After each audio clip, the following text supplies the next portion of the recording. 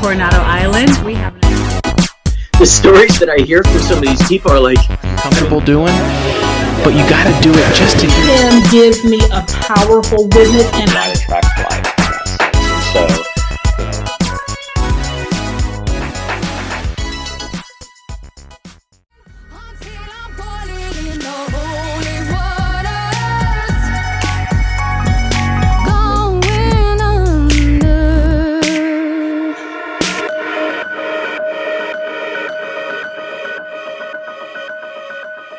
that was spot on perfect timing. Seriously, spot on perfect timing. It was so weird. Literally sat down. Crazy. That's because we're in sync. We're in sync. I'm in here. I'm in your mind. Oh my God. You guys, welcome to What's Good, Kimberly, and my new series, Simply Amazing. These are simple conversations with amazing people like Miss Kyle Delatorre. Estep? Did I say it right? Your last name? Yeah, Estep. Yeah. You Estep. Okay. You guys, okay, so not only is Kyle an amazing singer, songwriter, super creative artist, she's one of the funniest people I've known ever in my life. And I have known you since we met in middle school. Right? Yes. So middle school is middle school 13? Yeah, it's 12 or 13, right? Yeah. Wow. Yeah. We were babies. We're babies. And as we were saying earlier, and now we're old and life will be over in 5 years. When we're 40. Yeah. Done after that. 5 years to make it count, Kyle. Ah. And if that's the case, then you're headed on the right track, because you guys, Kyle is such an inspiration. She's not just talented. She has got such an incredible message, an incredible testimony, and her music is absolute fire. And I was saying earlier how I wish that MTV was not, what is it even now? Like, Catfish! you thought you knew who I was, but I'm not. No, I wish MTV actually showed music videos, because your music videos have been so creative and artistic, and they're the kind that I would probably call into TRL and be like, Carson, I want to hear KylEast. With your mouth guard? With my mouth.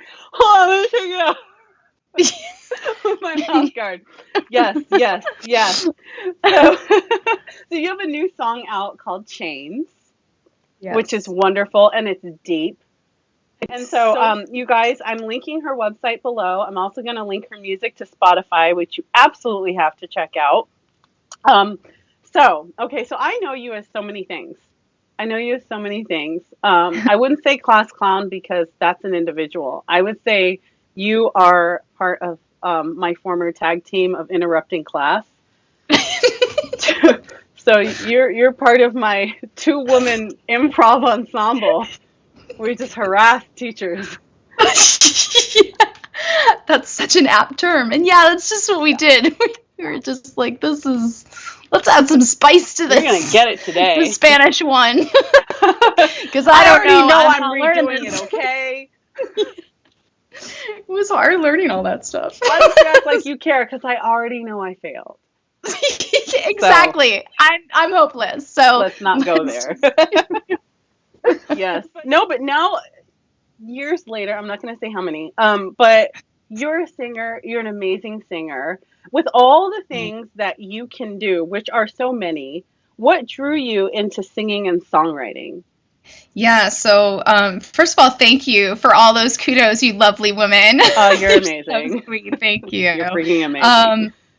I think that it was always music. I think that I was always kind of searching for this median, and I think all the acting was, and just all the things I was dabbling in was to try to get to this point, because I think music for me is just, it's always magic. I mean, even breaking it down into, into theoretical things and like studying it from that and studying from the craft of it, there's still this otherworldly component that always comes out of it, and there's so much emotion into that. And I think I'm just like an emotion whore, where it's just I like to feel things, and like I like to Want to feel like it. I want to get those feelings out. So I Yeah. felt like music was always that medium to do that. And I think that's what got me into musical theater was I just really like the points where it was like a singing time because there's a lot of emotion in this right now. And so yeah, I think that's like ultimately that's why I kind of landed in like I think this medium is the one I kind of want to put all my creative energy into. Nice. And how would you describe your music? I would describe my music as I like to describe it to people as just angry female music. And I say that with like a lot of love because like Alanis Morissette, like Fiona Apple, Bishop Briggs, all these women with like these hard hitting like Annie Lennox, all these kind of women with this rock aspect. And I mean rock by like, you know, I don't give a fuck. And they're just out there. She's also a rapper. No, just kidding. Do not have the rhythm for that. My hat is off to anyone that does that. I have much appreciation. Kyle the Stallion. Wait, when I listen to your music, there's things that have happened in my past where I couldn't put it into words, you know? And I am not a singer or a songwriter at all. And so I'm like, thank God for Holy Water, which was one of your songs. Thank God, because I sure couldn't put it into words or sing it. But that's what I love about your music is I that's how I feel about your music. You're on there with Alanis Morissette and Fiona Apple. It's emotional, but I think your music is this is gonna sound weird, okay? It's not an insult. It's like raw and it's like an onion. And I don't mean that it's stinky. I love it. No, it's like, a raw onion. And what I you. mean by that is that it's raw. Like I can just be bare with my feelings, with my emotions, with my past. I can lay it all out there, but it's an onion in that you have to listen to your songs a couple times. It's like a well-written show. You love it the first time, but you watch it again, you're like, ooh, I didn't catch that. Ooh, I like that little lyric. Oh, girl, yes, that's exactly how I feel. Like there's layers, and you feel through your music. Like that's what when I listened to Holy Water, I was like, oh, this is dope. And then I listened to it again. I was like, okay, I can relate. And then I listened to it again, and then it's like, I'm not crying, you're crying. Oh, love. You know, like your music has layers. I like as an artist, I cannot tell you how appreciative I am and humbled I am that you like I cannot thank you enough for that. Just your music is seriously like a lot of the underlying themes in the new song Chains is from your experience with eating disorders. Yeah. What was that like, and where's that inspiration come from?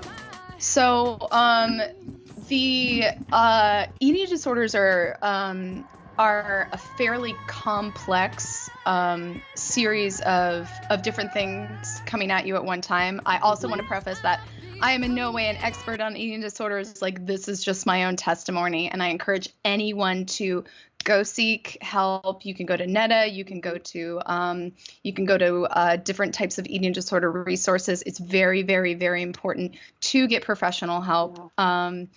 And if you are even thinking, if you have a problem, those resources can kind of guide you along there. So my experience, I had my eating disorder started when I was in college, and I had a lot of trauma situations happen for different points in my life that I'd never really dealt with. I would just kind of like be like, yeah, it was bad, but it's fine. And through a series of things, it was things coming at me through all parts of life. It started to it was a coping mechanism. And eating disorders are a behavioral addiction. So anytime like someone is like myself, I was just prone to feeling something. I needed control over something in my life. So it became weight, it became appearance. So at first it was like, it really is, you know, for me, it was, I didn't even realize how bad it had gotten until it was really, really, really bad. I had people telling me like, hey, I think you got a problem. And I was like, yeah, I'll look into it. And then I was having like, you know, more people be like, you got a problem. And then I was like, okay, yeah, I think I have a problem. But then it was just I didn't have a really good support system put in place. And I was just really, you know, that disorder really eats away at everything. You are so obsessed with food, so obsessed. And numbers and your body, and it's this terrible, it's really, really a terrible voice. And for a while I just thought that voice was my voice. It was just telling me the truth. And it just became constant. And so I reached a point where it was a very scary situation, and I kind of realized that my body really was shutting down. And it was it was something that I was completely out of control with, and I just had a realization, like, you know what, I think I'm gonna die. So I finally, God, it's terrible, and it's just really at that point I went into partial hospitalization, and I started meeting other people with the disease, and it is so sad. It was really, really, it just robs us. And that's a lie of the enemy, because you're so freaking beautiful. I really appreciate a lie of the enemy.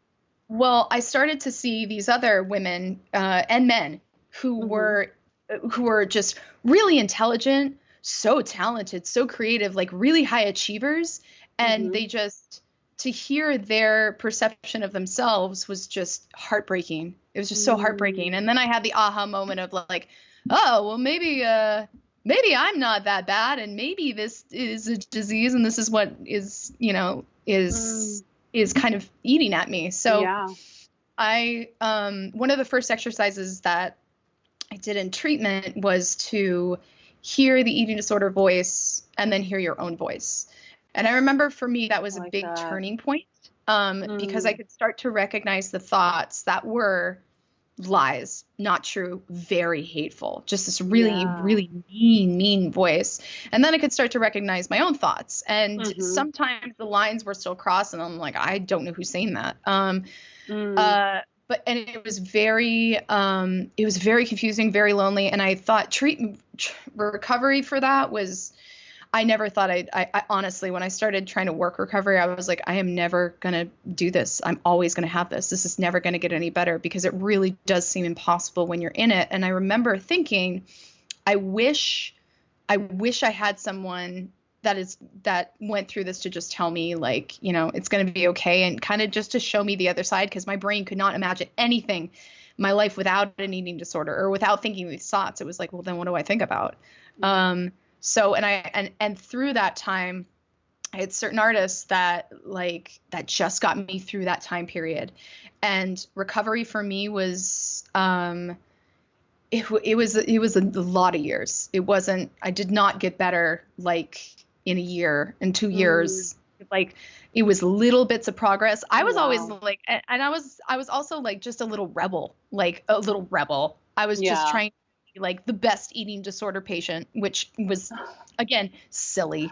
And I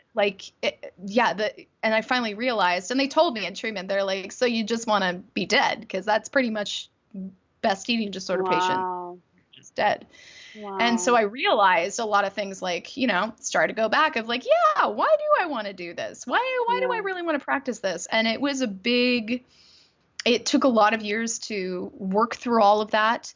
It took a lot of, it took a lot of, dang, like I can still remember that time, like those early days, just, getting through the next minute was just how I had to do it for a really long time, for a number of years. And and I was lucky that I survived. I really am, and I'm so fortunate. And I'm so fortunate now that, and I've always been really passionate about that community, because it's just so soul ripping, and it's just so not true. And we have so many things now. It's a lie. And we do have, and it's a lot of variables. That's what also makes it very challenging. There's a lot of variables. It's not just one thing that, I can point to and be like, if we just fix this, it'd be fine.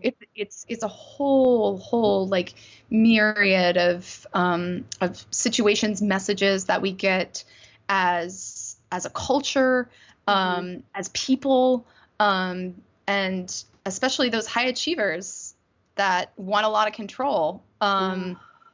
We get we just got a lot of these messages to kind of like drive us. So, that's why this piece has been, like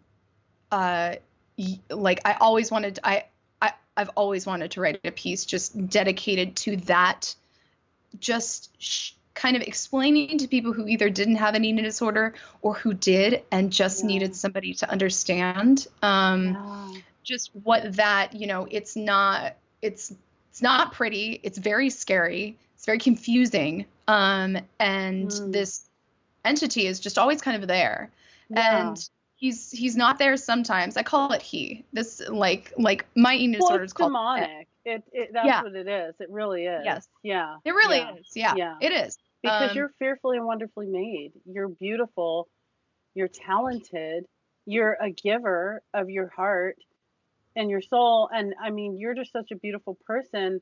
But people in general, like we're all beautiful. And anything that's speaking anything contrary to what you were created.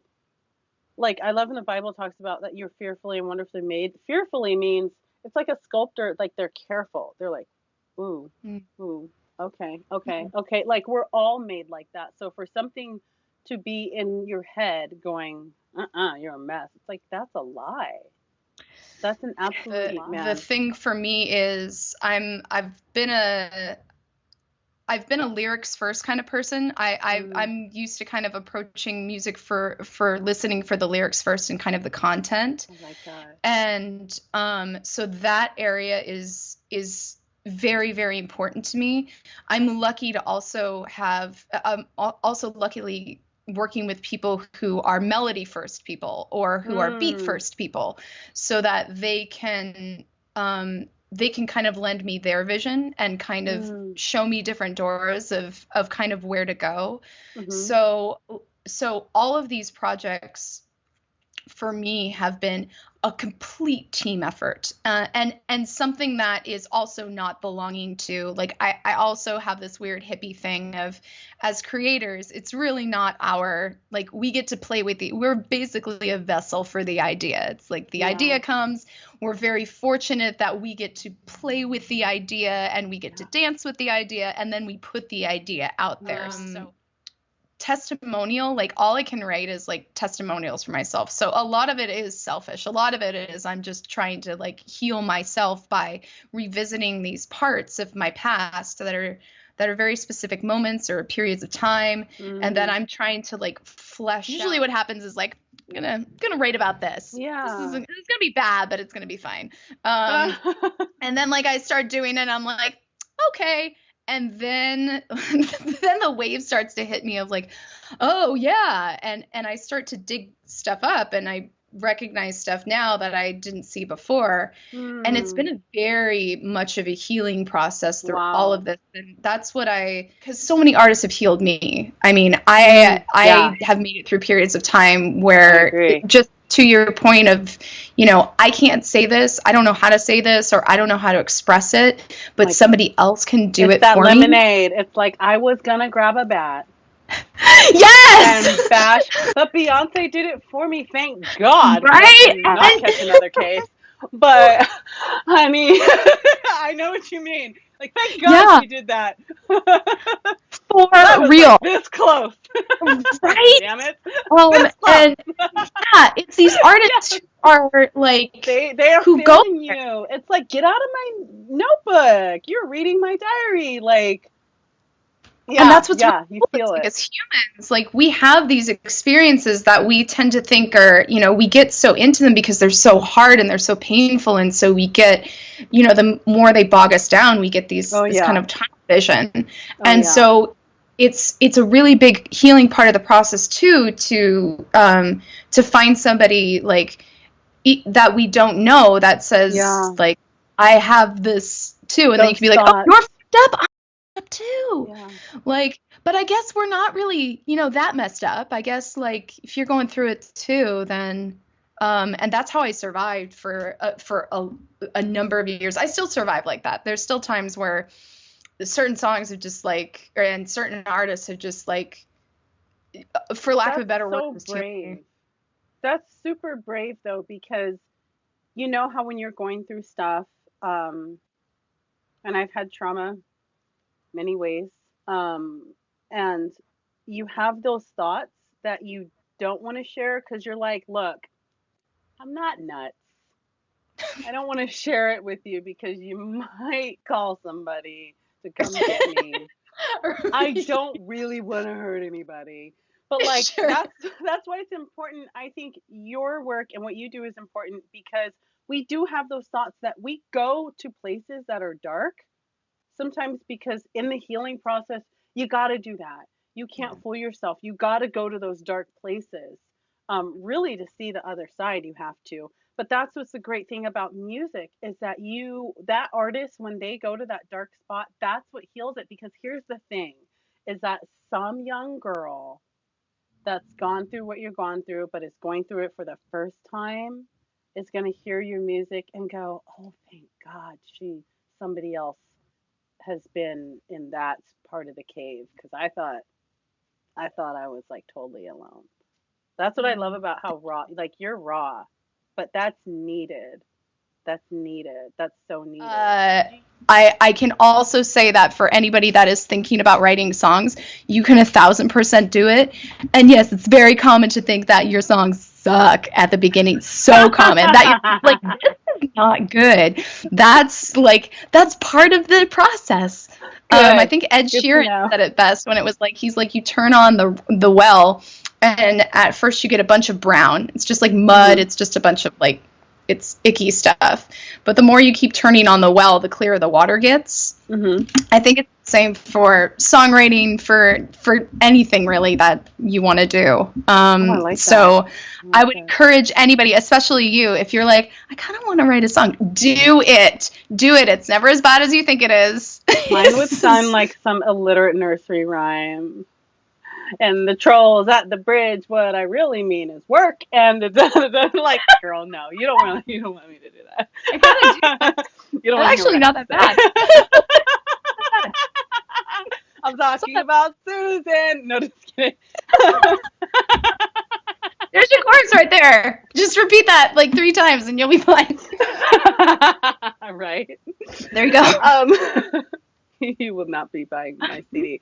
You learn in your recovery about loving yourself, though, because how like that mentally, that attack that's attacking your wonderful self, like self-love has got to be a part of the growth or the journey. I feel like.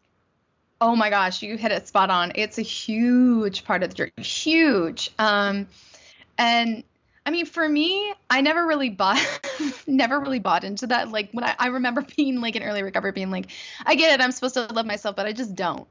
So, and I think it took other people to let me know, like, hey, this is what I see in you, and then me having to do the exercise of, you know what, I'm gonna fake it till I make it. What if I was this? Like. Yeah. And what if can I just see myself for this person? I'm a different person right now. And eventually what happened was I kind of discovered those things in myself. And I really think the catalyst was just like people telling me that, hey, this is what I see in you. Yeah, yeah, that's lovely. Speaking life into people. That's so so open and honest about the fact that recovery takes time.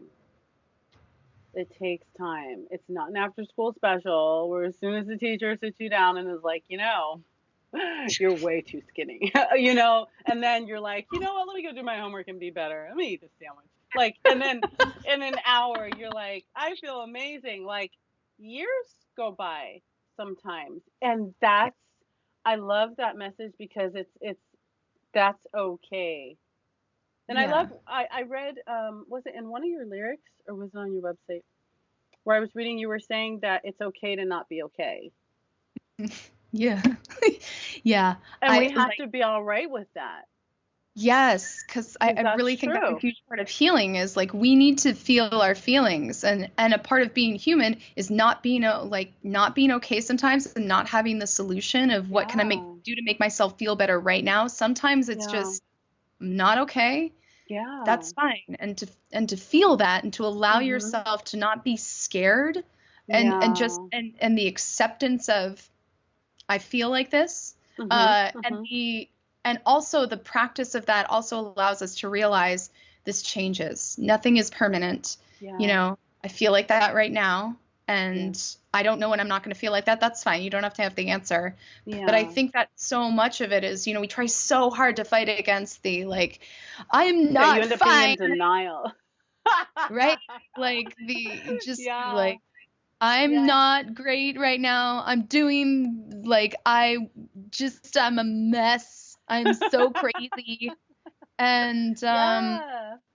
Yeah, and I've been there. so and I nobody like I was I'm not sure how I got permission to feel that finally. But That's great. I can tell you it was really it's nice. I feel like I can process things quicker Mm. and that I can experience life a little bit more. Like Awesome. like kind of slide a little bit Awesome. easier. Awesome. So and I I think love that. especially for so many of us, we just try to, I got to fight through this, or no, I've got to like, It's so funny. It's like that it's that stage of like I got my little nephews, right? And oh my God, I used to be terrified to take them to the park. Terrified because they're all boys. They're all boys. And they're boys. They're like, watch me do this. And I'm like, oh God, no, not there. No, watch me jump. Oh my God, you're gonna break everything. And and so they're I'm always responsible for and you I'm responsible for ultimately. your life. And everything of like taking the kid to the park is like, am I gonna break him today? Will he be broken after this trip? No, on the roller coaster, don't play with your seat belt. And like the boys would get cut and they get hurt and I'd be like, it'll heal. And it's like that stage where you're telling your kids not to pick their scabs. Yeah. And I'm like, he's bleeding again. It's because you picked your scab off. Let's stop doing that. They're like, well, it's not going to heal. And I go, no, the scab is a part of the healing process. Mm. When Auntie Kim said it would be healed, she meant after the process. And so some people feel, I know that feeling of being like recognizing something's wrong and then being like, I need to be healed of this. I need to recover from this. And then just wanting so bad to just be at B. Sure. Yeah. It's like I'm starting at A. It's just, okay, well, this needs to be fixed. I should be at B. And then that middle part of being frustrated. And it's like, no, part of being healed is like, you have to go through a healing process. It's a process. And through that Hmm. process, sometimes it's not going to be okay, Mm. man. Yeah. What did you learn during that time about the difference between joy and happiness?